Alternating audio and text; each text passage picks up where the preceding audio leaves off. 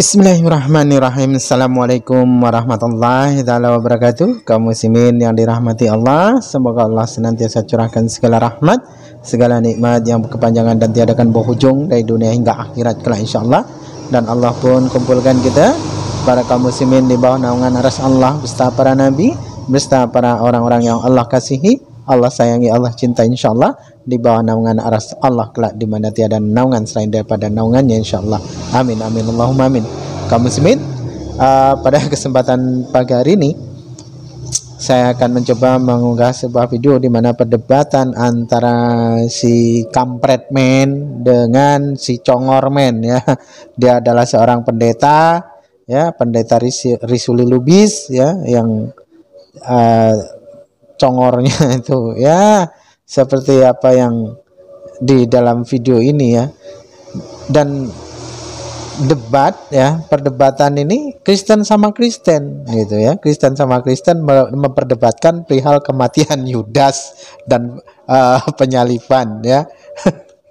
Dan pengampunan dosa gitu ya. Tapi dua-duanya ini sesungguhnya mereka ini hanya ngarang cerita ya. Sesungguhnya mereka dua-duanya ngarang cerita, tidak sesuai dengan apa yang sesungguhnya tertulis di dalam Bible itu sendiri. Dan otoritasnya yakni Yesus tidak pernah mengajarkan seperti apa yang diuraikan ataupun yang disampaikan, yang diperdebatkan oleh kedua manusia-manusia congormen ini ya. Si kampret men berdebat ya dengan si pendeta Risulil Rubis sang congormen juga. Oke, kaum muslimin, akan tidak lama-lama ya, akan segera saya tampilkan videonya. Demikian kaum muslimin, mari kita simak bersama. Buat Bapak tidak setuju si Yudas masuk surga. Nah, kan itu.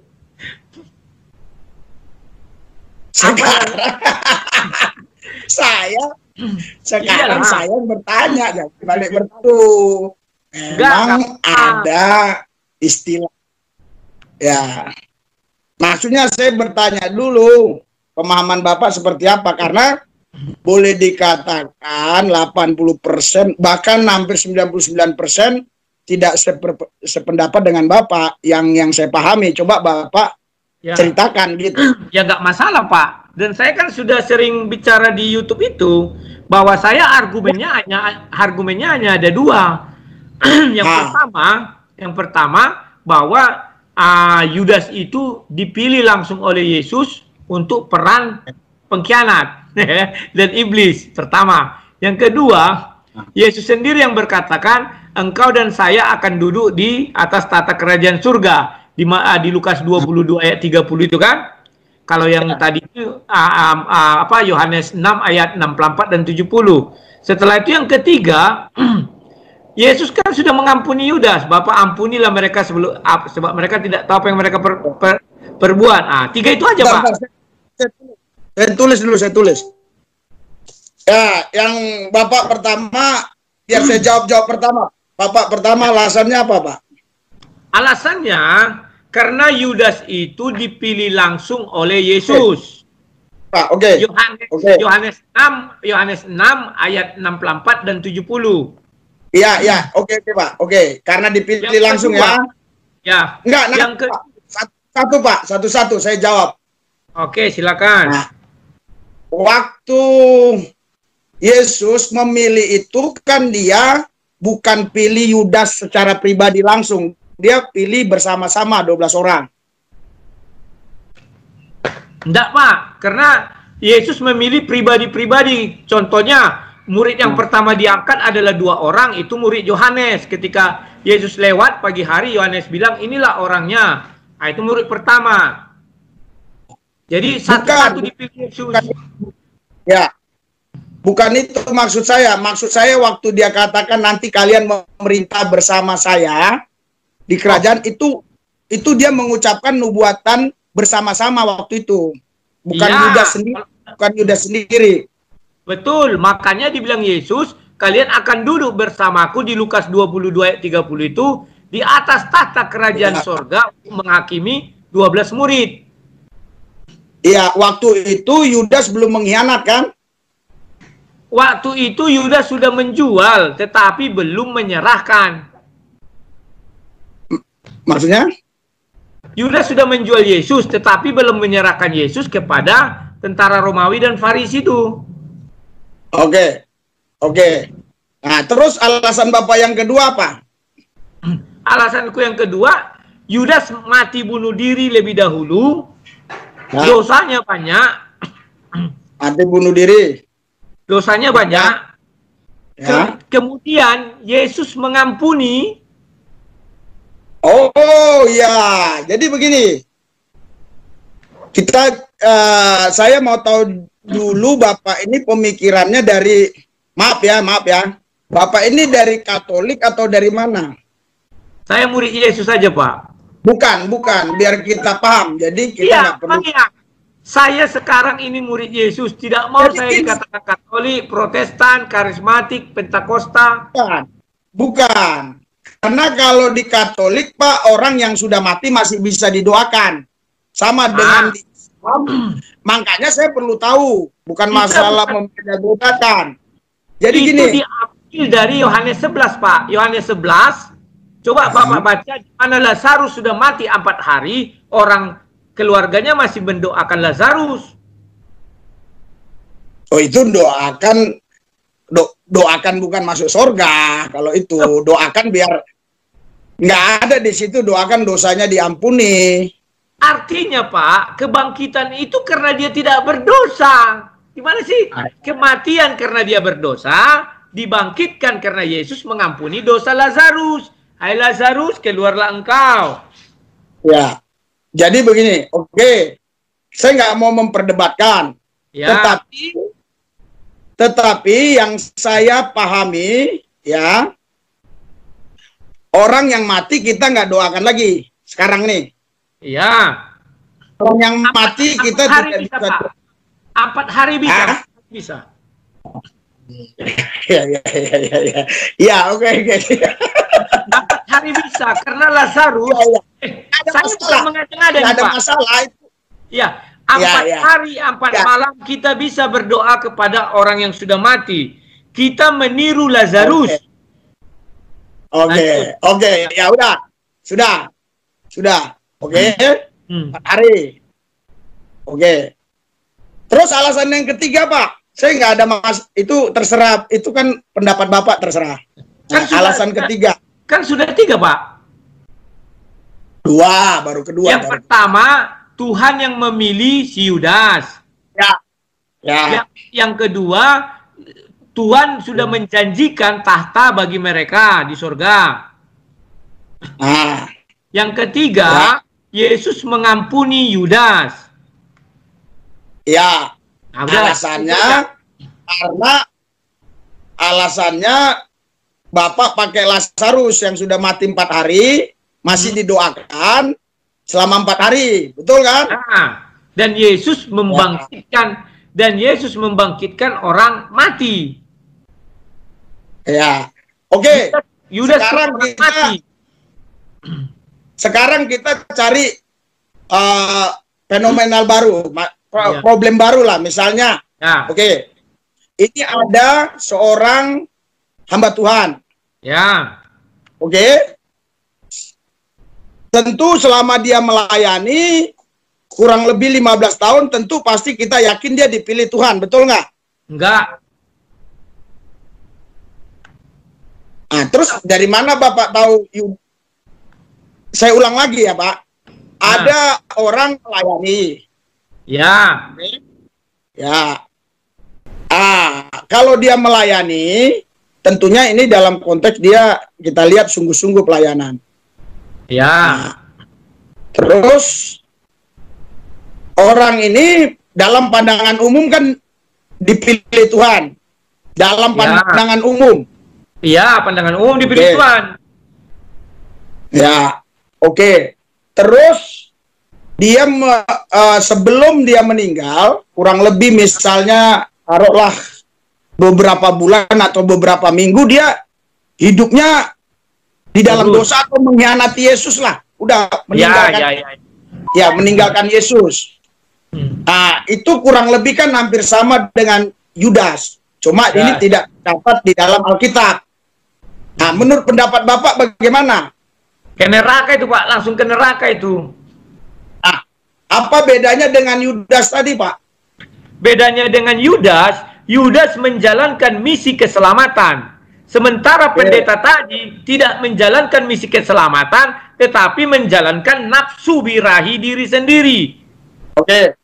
Beda. Nah, yang kedua, Yudas mati duluan, diampuni Yesus, sehingga Yudas tidak berdosa lagi. Sementara pendeta tadi, dia berbuat dosa, dibaptis, dosanya dihapuskan, kemudian dia berbuat dosa lagi, dan dia mati. Tak ada yang mengampuni. Yudas beruntung karena Yesus mengampuni langsung. Sementara pendeta tadi tidak diampuni Yesus, Pak. Oke. Ya, jadi kalau di Lukas 22 ayat 3, itu iblis yang masuk ke Yudas. Betul. Artinya Yudas tidak tahu apa yang dia perbuat. Artinya ucapan Yesus, Bapa ampuni mereka, sebab mereka tidak tahu apa yang mereka perbuat, sah. Jadi Bapak menggabungkan, maksudnya ucapan Yesus di atas Golgota itu berlaku bagi Yudas. Berlaku bagi semua orang yang terlibat di dalam misi keselamatan tersebut, Pak. Termasuk Petrus. Dosa yang paling besar di situ sebenarnya Petrus, Pak. Karena Petrus menyangkal Yesus. Maka di Matius 10 ayat 33 dengan jelas Yesus mengatakan, ini sebelum kejadian loh. Siapa menyangkal aku di depan manusia, maka aku akan menyangkal dia di depan Bapakku. Petrus menyangkal Yesus, maka Petrus sudah disangkal Yesus di depan Bapaknya. Jadi begini. Petrus dia masih ada waktu dia hidup. Kenapa, Pak? Kalau Petrus dia masih punya waktu untuk hidup dan melayani lagi, dan sampai dia mati tersalib, minta disalib dibalik. Artinya tentu beda dengan peristiwa si Yudas, nggak bisa dikaitkan ke Petrus. Petrus tidak ada bertobat, Pak. Kenapa nggak bertobat? Ya buka ayatnya, jangan ditambah-tambahi kitab suci. Dia tidak bertobat. Dia hanya menyesal. Sama dengan Yudas, menyesal, sama-sama menyesal. Setelah ayam berkokok, iya, dia sadar itu. Iya, dia melakukan perbuatan itu dengan sadar. Petrus adalah cerminan orang yang mau melawan nubuatan Yesus. Ketika Yesus mengatakan, sebelum ayam berkokok 3 kali, kamu akan menyangkal aku. Itu nubuatan loh, Pak, karena belum terjadi. Petrus mau melawan itu, maka Petrus nyisip-nyisip dia. Sebentar, Pak. Petrus nyisip-nyisip, tidak ikut sama Yesus. Tujuannya adalah biar firman Tuhan itu tidak tergenapi sama Petrus. Tetapi faktanya apa? Orang ada yang lihat, ini tadi sama Yesus kayaknya. Oh tidak, aku tidak ikut dia, katanya. Itu dosa terbesar Petrus. Tetapi dia kan terakhirnya, dia katakan tidak layak. Saya mati harus disalib. Saya minta disalib terbalik sebagai tanda saya menyesal. Karena dia sudah, setelah peristiwa itu dia melayani lagi, menginjili lagi. Betul. Bahkan dia ikut di antara 120 rasul. Kenapa dia bisa ikut di situ? Karena Yesus sudah mengampuni. Bapa, ampunilah mereka, sebab mereka tidak tahu apa yang mereka lakukan. Termasuklah Petrus dalamnya. Kenapa, Pak? Maksud saya, kenapa Bapak kaitkan Petrus dengan Yudas? Itu satu kisah yang berbeda. Itu adalah 2 kisah yang sama, Pak. Yudas sejak semula dinubuatkan Yesus, sejak dari Matius 10 ayat 4 dia sudah dibilang jadi iblis. Sejak Yohanes 6 ayat 60 dan 74 dia sudah dibilang jadi iblis. Dan dia tidak sedetik pun ingin membatalkan firman Tuhan tersebut. Dia tidak sedetik pun. Maka dibuat Yesuslah sebentar, Pak. Maka dibuat Yesuslah contoh kedua. Contoh kedua itu adalah Petrus. Petrus ini dinubuatkan juga akan menyangkal Yesus. Tetapi Petrus berusaha melawan. Yudas tak melawan, Petrus melawan. Oke. Iya.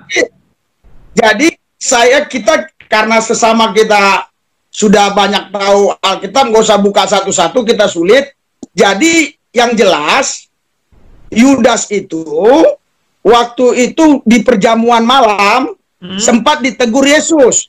Ya. Orang yang mencelupkan inilah nanti yang akan mengkhianatiku. Ya.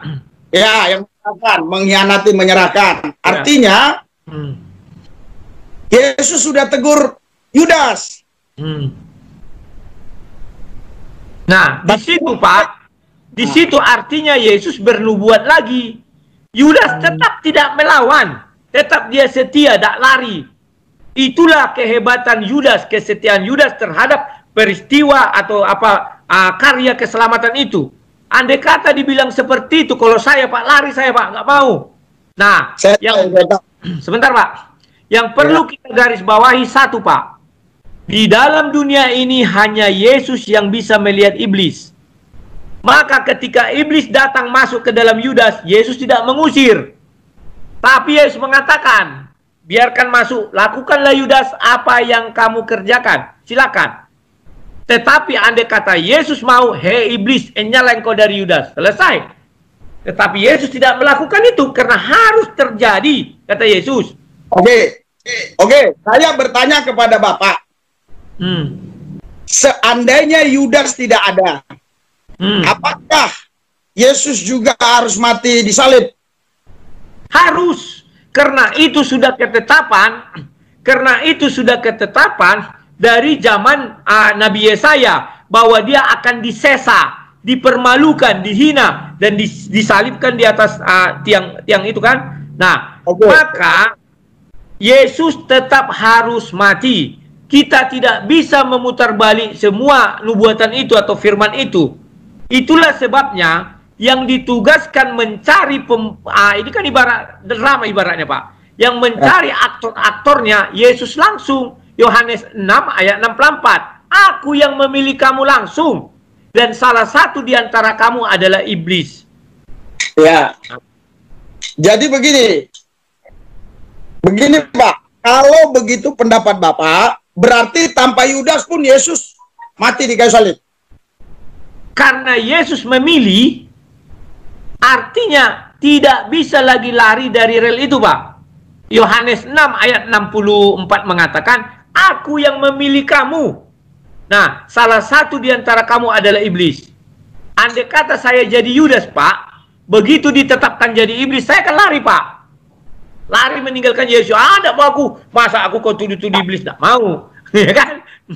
Tapi Yudas orang setia, Pak. Orang nggak tahu apa-apa dia dalam kasus ini. Dia bilangnya, ya Tuhan, ikut dia terus. Iya. Saya udah pernah baca buku itu, Pak. Udah. Saya hanya ingin tahu aja, ya.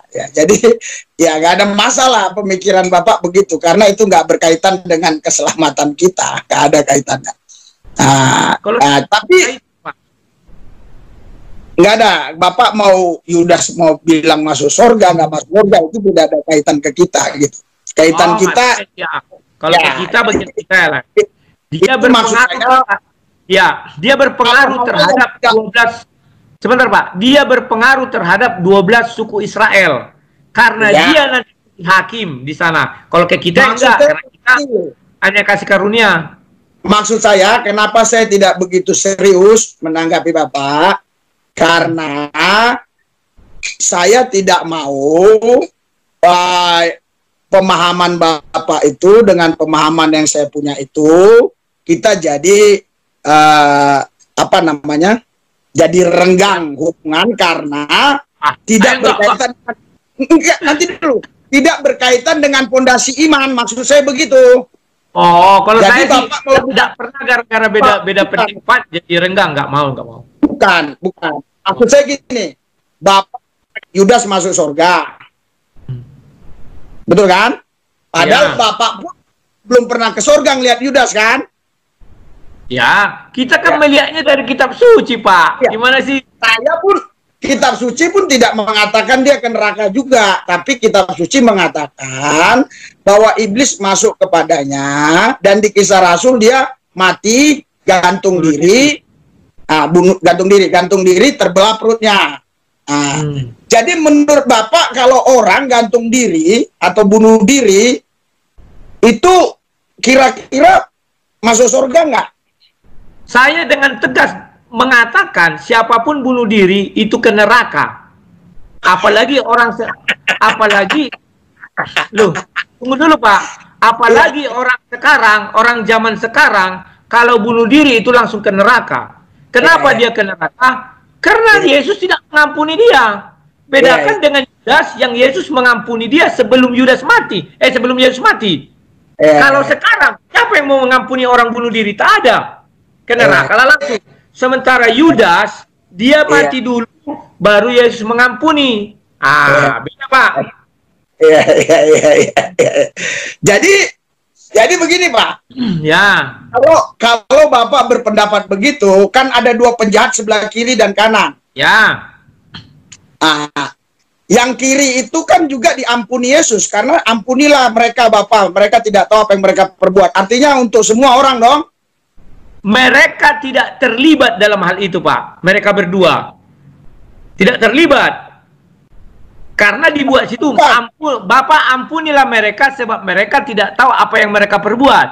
Ini ditujukan kepada orang-orang yang terlibat dalam peristiwa penyaliban. Sementara orang yang di kiri kanan itu tidak ada hubungan sama sekali.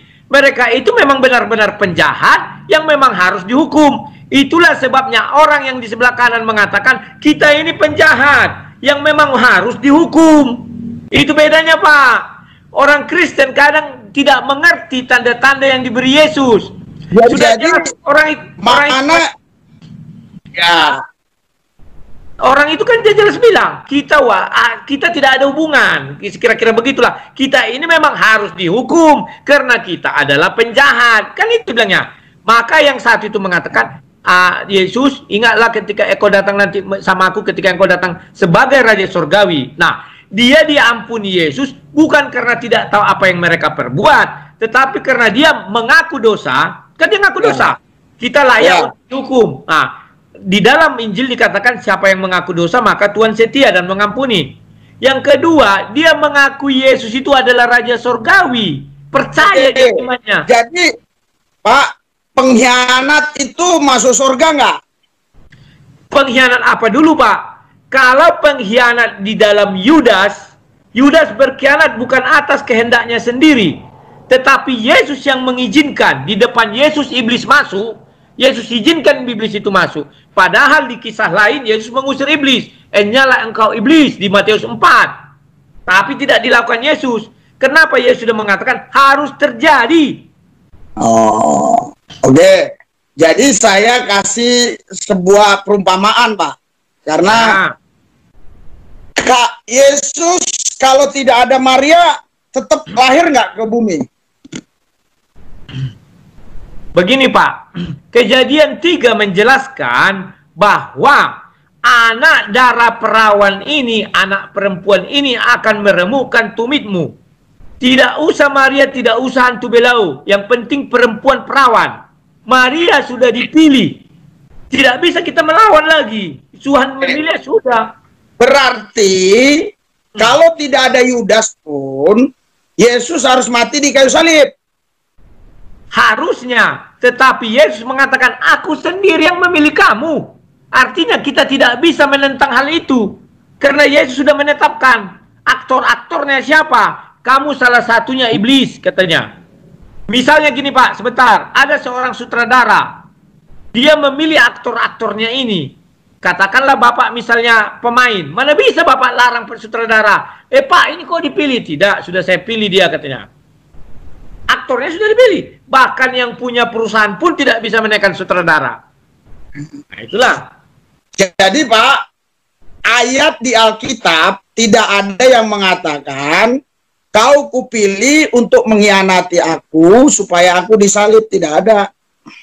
Ada. Matius 10 ayat 4. Bukalah. Matius 10 ayat 4. Silakan. Matius 10 ayat 4 ya. Tetapi tidak dikatakan disalib ya. Mengkhianat. Iya, tapi dipilih bukan mengkhianat. Ada, Matius 10 ayat 4. Silakan, Pak.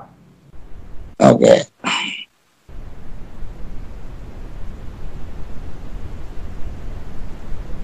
Kok ini keluar nih? Coba bacakan, Mas. Matius 10.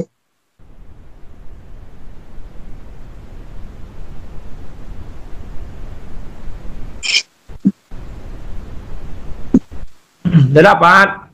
10 ayat 4 nggak ada, Pak. Simon orang Zelot dan Yudas Iskariot yang mengkhianati dia. Tidak dipilih Yesus. Aku pilih kau, akan suatu saat mengkhianati aku. Tidak dikatakan demikian. Baca dulu, Pak. Baca. Gimana sih ayat? Apa isinya? Matius 10 kan? Ya, ayat 4. Ya, Simon orang Zelot. Nah, dan Yudas Iskariot yang mengkhianati dia. Sudah. Artinya Yudas sudah ditetapkan berkhianat. Nah, kelanjutan ayat itu adalah Yohanes 10 ayat 64. Yohanes 6 ayat 64. Silakan dibaca. Tetapi di antaramu ada yang tidak percaya. Yang tidak percaya. Ya. Yesus tahu dari semula siapa yang tidak percaya. Jadi, Pak, di sini dikatakan, tetapi di antara kamu ada yang tidak percaya. Artinya Yesus memberikan peringatan. Sebab Yesus tahu, karena Yesus Allah Maha tahu dari semula siapa yang tidak percaya dan siapa yang akan menyerahkan dia. Lalu ia berkata, sebab itu telah kukatakan kepadamu, tidak ada seorang pun dapat datang kepada Bapa. Oke lah, itu tidak. Ya, jadi saya jelaskan, Pak. Konteks ayat itu berbicara, sebentar, Pak. Konteks ayat itu berbicara kepada 70 murid Yesus yang mengundurkan diri, bukan kepada Yudas. Kepada Yudas ayat 70. Itu Yesus mau menunjukkan bahwa inilah contoh orang yang lari daripada perannya. Yang di ayat 70, inilah contoh orang yang tidak mau lari dari perannya. Jadi itulah hebatnya ditunjukkan ayat ke-64 itu bagi orang-orang yang lari dari perannya. Tapi ayat 70, Bang, ayat 70, Yesus berkata kepada mereka, bukankah aku sendiri yang telah memilih kamu? Yang 12 ini, dijelaskan 12. Sementara yang 64, yang ayat 64 itu untuk 70 murid, maka mereka mengundurkan diri karena tidak kuat. Nah, namun seorang di antara kamu adalah iblis. Yang dimaksudnya ialah Yudas anak Simon Iskariot, sebab dia yang akan menyerahkan Yesus. Dia seorang di antara ke-12 murid itu. Itulah kesetiaan Yudas terhadap peristiwa ini. Sementara 70 murid tak setia, lari tak tahan.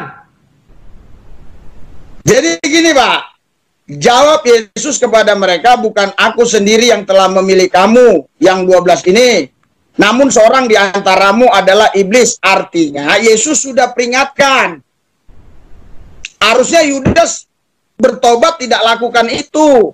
Yudas tidak tahu, kan tidak disebut nama di situ waktu itu. Tidak disebut nama. Iya. Nama itu ditulis. Sebentar, Pak, ya. Setelah kejadian itu maka ditulislah di situ oleh Yohanes. Dia seorang di antara kedua yang dimaksudnya ialah Yudas. Yang menulis ini siapa? Itu kan Yohanes, murid Yesus. Yudas tidak tahu saat itu, Pak. 12 murid pun tidak tahu. Oke. Tidak tahu, Pak. Jadi banyak pemahaman yang lucu ya. Begini, salah satu contoh begini, Pak. Dia tidak bisa membedakan ya, segala sesuatu yang jahat itu bukan dari Tuhan. Sesuatu yang baik bisa dari Tuhan, bisa juga karena moral ya. Bisa juga dari Tuhan, bisa juga karena moral. Orang ateis juga ada baik. Jadi begini, contoh. Ini saya kasih contoh, Pak, ya. Waktu saya bersaksi, ya, saya katakan saya dulu Islam terus sempat nakal gini di penjara.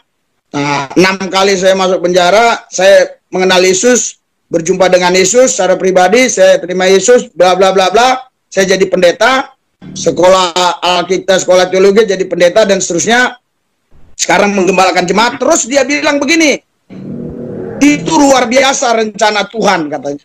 Kata pendeta ini, luar biasa rencana Tuhan sama Bapak, supaya Bapak itu bisa bersaksi kepada orang-orang nakal. Jadi Bapak diizinkan Tuhan dulu buat jahat merampok. Oh salah, saya bukan diizinkan Tuhan. Saya bilang, saya tidak diizinkan Tuhan, tetapi saya mungkin mengeraskan hati. Waktu itu saya tidak kenal Tuhan, karena saya memang Muslim. Saya mengeraskan hati, saya tidak kenal Tuhan. Jadi saya berbuat ya sesuka saya, bukan itu seizin Tuhan, bukan itu rencana Tuhan, tapi itu kemauan saya, karena saya tidak taat sama Tuhan, saya mengikuti iblis. Artinya, ada orang yang punya pemahaman seperti itu. Nah, kalau ini kan tidak. Memang si Yudas dipilih Tuhan. Beda dengan kita. Kita sekarang Yesus tidak ada di depan mata kita. Kita hanya mengaku-ngaku dipilih Tuhan, ditunjuk Tuhan, begini bukan. Kalau Yudas langsung dipilih.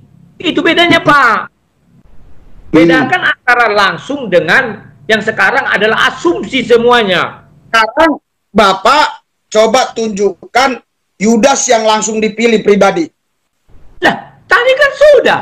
Ayat Yohanes 6:70. Ini bukan dikatakan Yudas, Pak. Di antara kamu. Loh, bukan itu. Kan dibilang, saya yang memilih kamu langsung. Kan dibilang. Gimana sih? Tapi jawab Yesus kepada mereka, bukankah aku sendiri yang telah memilih kamu? Artinya kan langsung Yesus memilih Yudas, segala macam. Oke. Nah, di Matius 10 ayat 4, salah satu di antara kamu adalah iblis, pengkhianat. Nah, salah satu di antara kamu adalah iblis, tidak disebut namanya, Pak. Disebut namanya, memang betul. Ini menurut saya adalah penulis yang mengapakan ini, menambah. Makanya saya bilang Yudas tidak tahu. Kan jelas jadinya. Maka pengampunan itu Bapak ampunilah mereka sebab mereka tidak tahu. Kan jelas dia nggak tahu. Dia tidak mau lagi. Dia tetap ikut. Nah, gini, Pak. Sebentar, maksud saya gini. Misalnya saya mencari murid nih. Saya ambil murid 12 orang. Salah satu di antara kalian nanti adalah pembunuh. Pasti semua ini bubar, Mbak. Itulah contohnya Yohanes 6 ayat 64. Dibilang Yesus sama 70 orang ini, orang tuh lari tak sanggup. Sama ini, enggak lah, aku enggak, udah lari orang ini. Tetapi yang 12 orang Pak,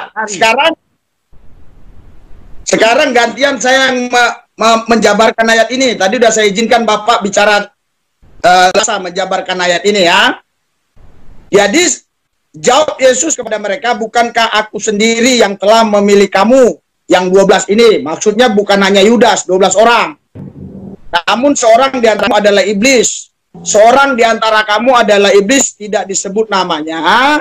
Itu dalam pandangan saya, Yesus memperingatkan muridnya bahwa ada di antara kalian yang mengkhianat.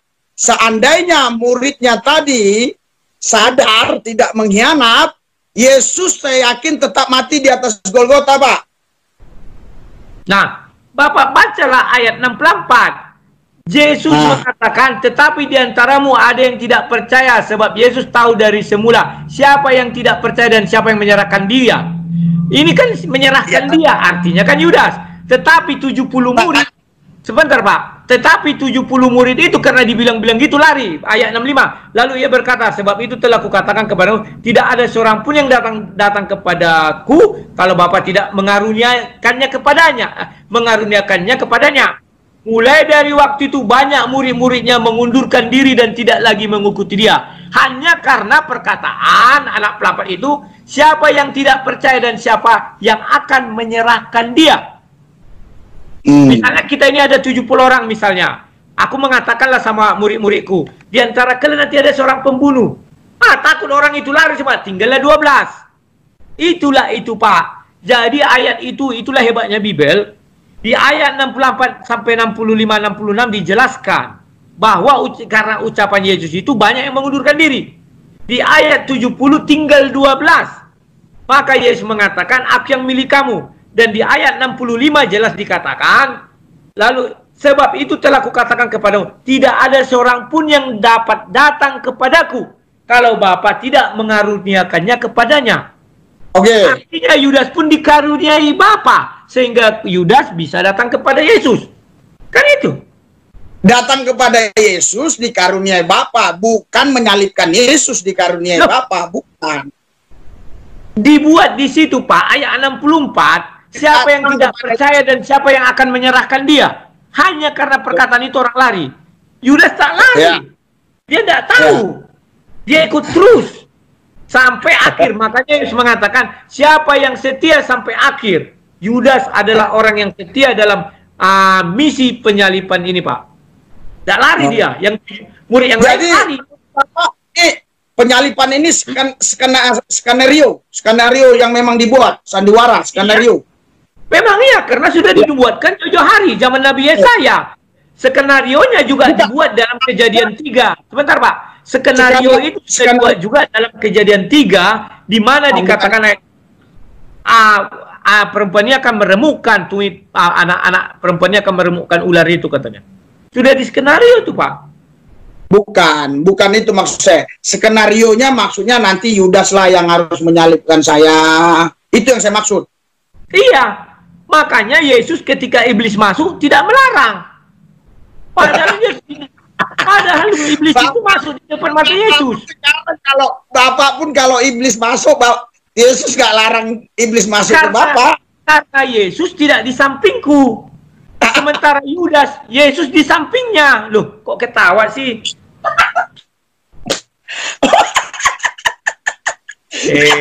Saya tidak terpancing. Saya ini seorang pendebat, Pak. Bapak pancing emosi saya tidak terpancing. Santai. Gimana? Oke. Iya. Bukankah Yesus Alkitab bilang tinggallah di dalam aku di dalam kamu? Memang iya. Yohanes 15. Memang iya. Memang Yudas kan tidak pernah keluar. Dia tetap di dalam Yesus. Kemana Yesus pergi ikut? Kan Bapak bilang tadi Yesus nggak ada di samping Bapak. Oh, itu beda konteks, Pak. Yang kita bicarakan sekarang real, fakta. Yang kita bicarakan kalau Bapak bilang sekarang Yesus sampingku, asumsi. Asumsi. Sama dengan Bapak bilang tadi pendeta mengatakan saya ditunjuk Yesus ini. Itu asumsi kau. Yang benar adalah Paulus didatangi Yesus. Nah, itu memang Yesus datang. Mohon dibedakan ketika aktor Yesus ada di dunia ini dengan Yesus sekarang. Gitu Pak.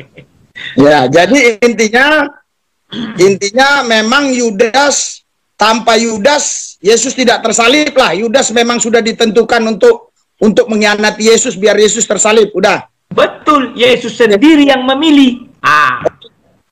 Udah.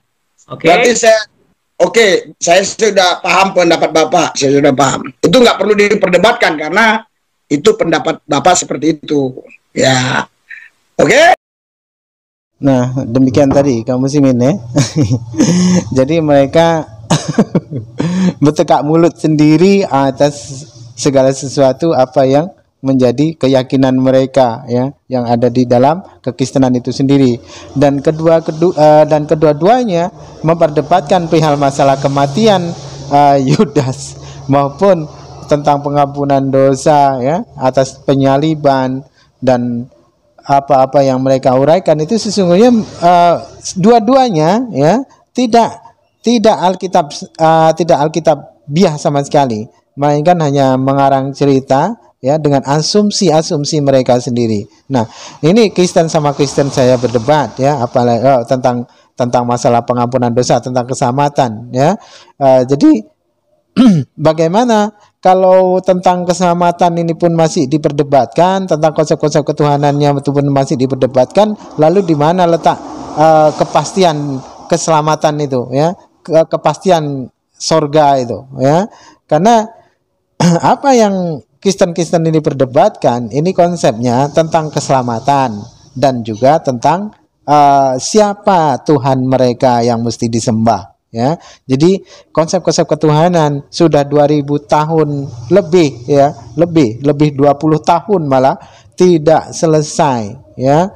Jadi kalaupun ada umat Islam yang murtad katanya, itu adalah manusia yang paling bodoh di muka bumi ya.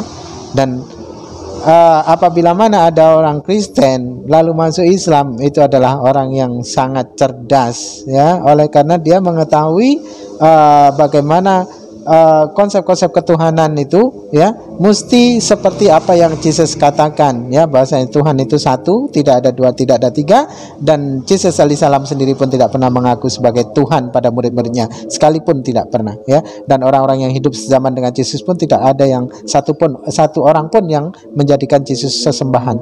Oke, kaum muslimin, saya cukupkan sampai di sini video ini, ya. Saya akhiri video ini. Wassalamualaikum warahmatullahi taala wabarakatuh.